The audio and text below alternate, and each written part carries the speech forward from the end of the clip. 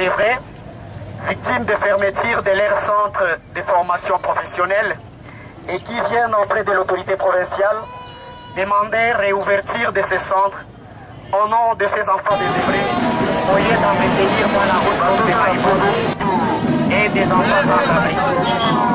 Notre organisation FSH, Fondation Solidarité des Hommes, qui s'occupe de ces enfants, adresse à l'autorité nationale et provinciale ce message de réouverture, ce message de décrépissement de ces enfants, ce message de doléance auprès de votre autorité. Ainsi, nous vous demandons d'écouter ce message lu par un enfant parmi. Mémorandum des enfants, soldats, ex-soldats, enfants de la rue et autres enfants vulnérables bénéficiaires d'un encadrement et autres services au centre de la FCH à Bukavu, sollicitant l'implication personnelle du chef de l'État contre les déguerpissements dans les bâtiments contrats de l'ex-Somenki. À l'intention de son Excellence, Monsieur le Président de la République.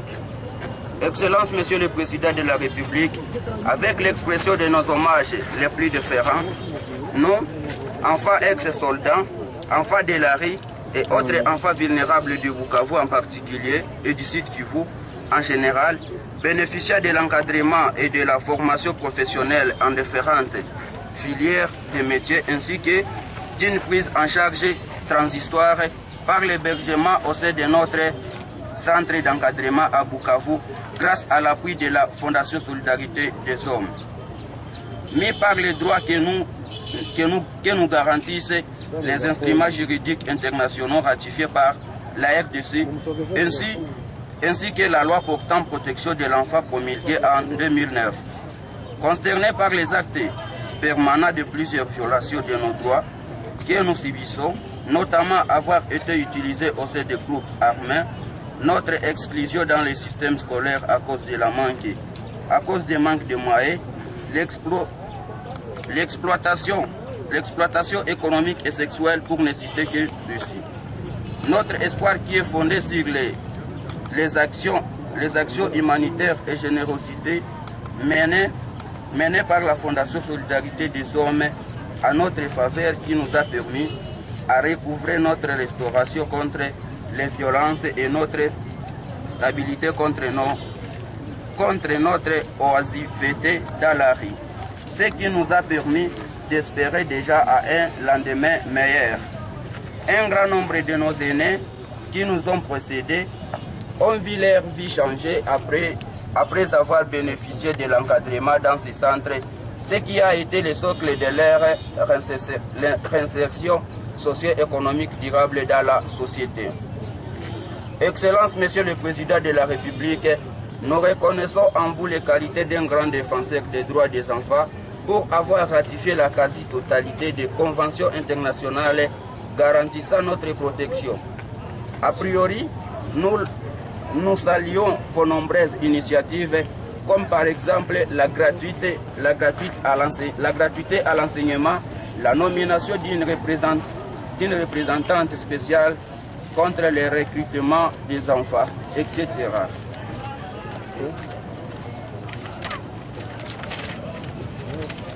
Notre état d'être aujourd'hui est la résultante des conséquences des conflits armés incalculables que nous avons subis, une situation que nous n'avons qu'à choisir et ni être consultés.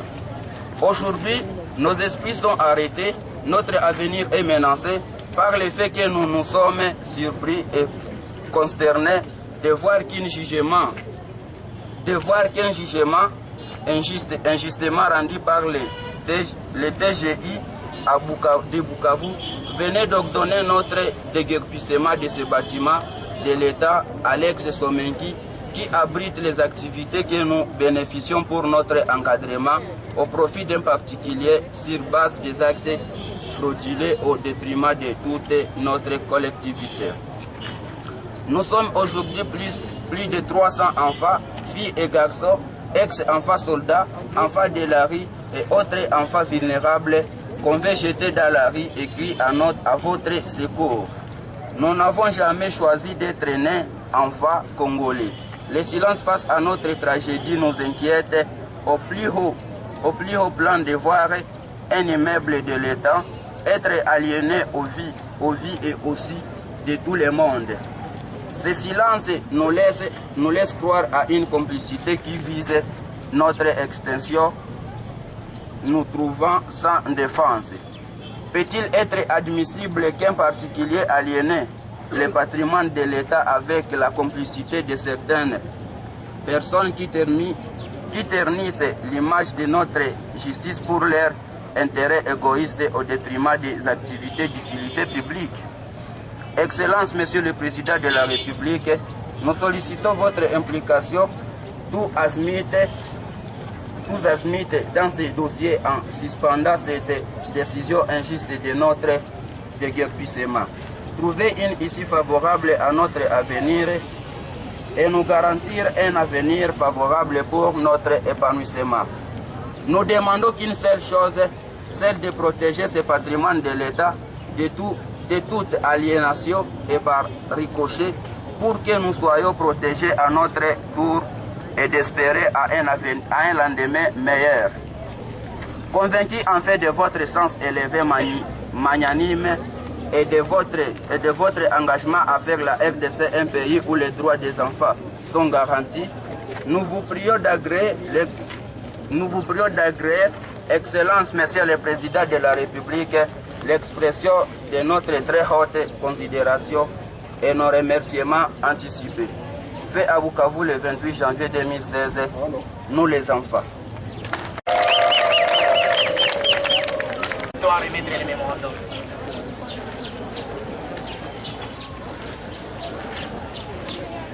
On peut applaudir s'il vous plaît. Applaudissez. Chers enfants, bonjour. Bonjour les enfants. Bonjour. Vous avez écrit votre mémo au chef de l'État. Bon, mais vous venez le remettre entre les mains du gouverneur. C'est-à-dire que vous lui demandez de le transmettre au chef de l'État, c'est ça? Ok. Le gouverneur est absent et il est représenté. Nous sommes là. Nous accueillons votre mémo. Nous allons le remettre au gouverneur qui lui aussi le transmettra à qui de droit, celui à qui il est adressé, donc le président de la République. D'accord? D'accord?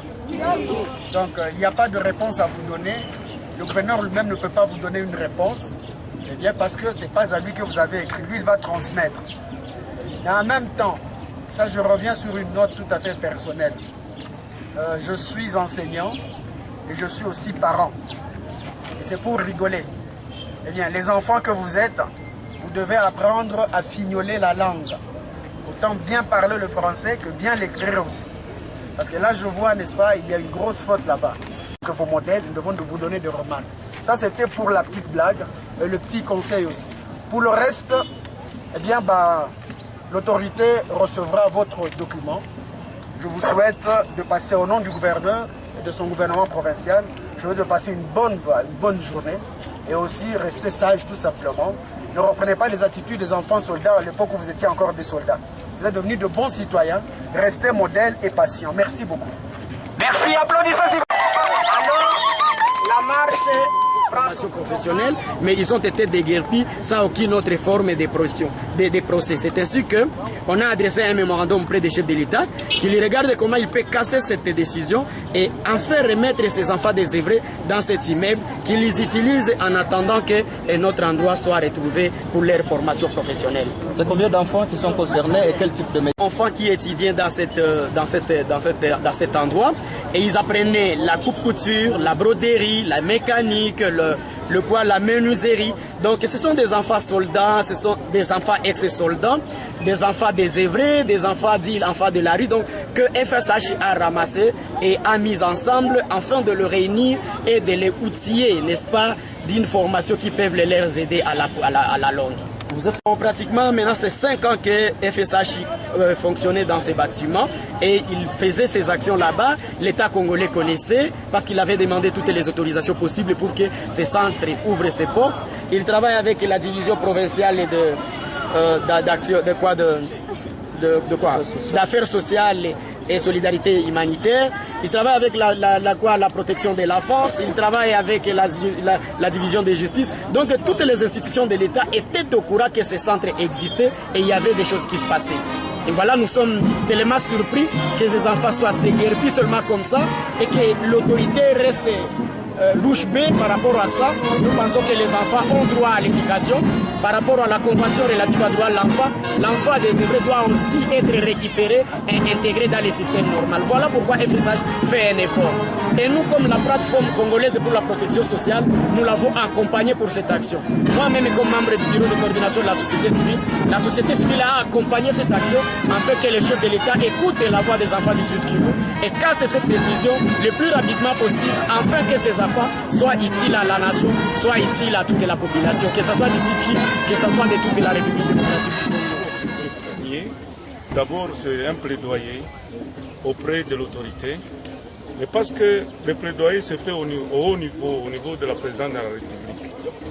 Et il a été de notre autorité que nous puissions venir remettre les documents officiellement auprès du gouverneur de province pour que ce soit pour nous une boîte à courrier qui puisse faire parvenir notre mémo, je vais dire le mémo des enfants. Nous ne faisons qu'accompagner les enfants à l'autorité nationale qui est le chef de l'État, le président de la République. Alors, donc, malgré tous les efforts, malgré les cris des enfants, rien n'a été entendu comme réponse. Nous n'avons que à nous soumettre maintenant au chef de l'État pour que nous puissions avoir en fait son action directe dans cette affaire. Sinon, ce sont des enfants qui sont en détresse et vous savez ce qui se passe. Et plusieurs fois, nous vous avions conviés à des conférences de presse et nous avons trouvé que les enfants étaient abandonnés à leur triste sort. Comme accompagnateur, il fallait en fait organiser cette séance de plaidoyer. Lengo ya kwanza ilikuja, tunakuja na watoto ili ile plaidoyer tunafanya na watoto ifikie rais wa nchi kwa ngisi yeye peke yake kama vile rais achukue mwafaka wake na hivi tupate suluhu kwa hii tatizo tunao na watoto. Tatizo ni gani?